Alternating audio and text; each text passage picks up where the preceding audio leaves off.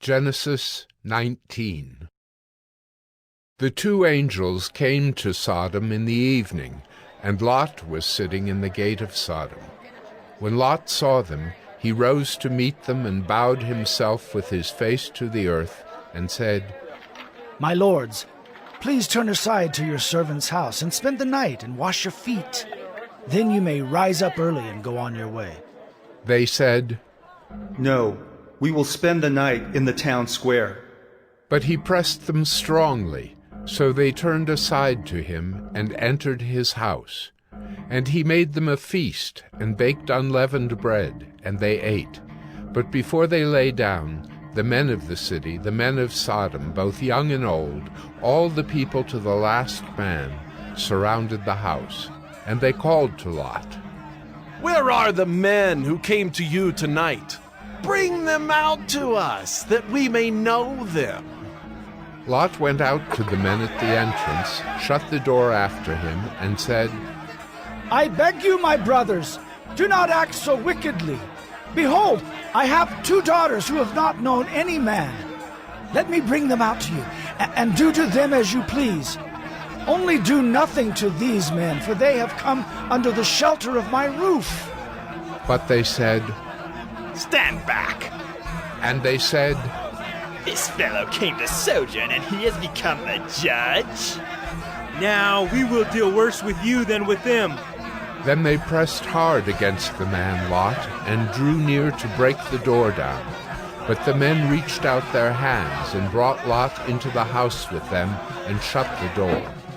And they struck with blindness the men who were at the entrance of the house, both small and great, so that they wore themselves out, groping for the door. Then the men said to Lot, "Have you anyone else here? Sons-in-law, sons, daughters, or anyone you have in the city? Bring them out of the place. For we are about to destroy this place, because the outcry against its people has become great before the Lord, and the Lord has sent us to destroy it." So Lot went out and said to his sons-in-law, who were to marry his daughters, "Up! Get out of this place, for the Lord is about to destroy the city." But he seemed to his sons-in-law to be jesting. As morning dawned, the angels urged Lot, saying, "Up, take your wife and your 2 daughters who are here, lest you be swept away in the punishment of the city." But he lingered. So the men seized him and his wife and his 2 daughters by the hand, the Lord being merciful to him, and they brought him out and set him outside the city. And as they brought them out, one said, "Escape for your life. Do not look back or stop anywhere in the valley. Escape to the hills, lest you be swept away." And Lot said to them, "Oh no, my lords. Behold, your servant has found favor in your sight, and you have shown me great kindness in saving my life. But I cannot escape to the hills, lest the disaster overtake me and I die. Behold, this city is near enough to flee to, and it is a little one. Let me escape there. Is it not a little one? And my life will be saved."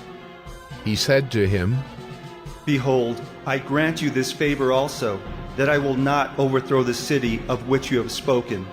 Escape there quickly, for I can do nothing till you arrive there." Therefore the name of the city was called Zoar. The sun had risen on the earth when Lot came to Zoar. Then the Lord rained on Sodom and Gomorrah sulfur and fire from the Lord out of heaven. And he overthrew those cities, and all the valley, and all the inhabitants of the cities, and what grew on the ground. But Lot's wife, behind him, looked back, and she became a pillar of salt.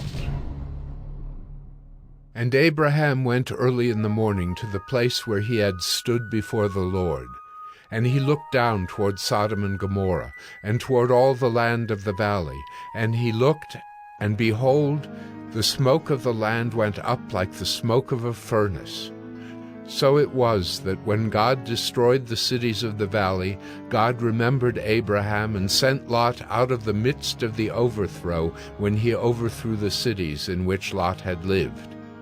Now Lot went up out of Zoar and lived in the hills with his 2 daughters.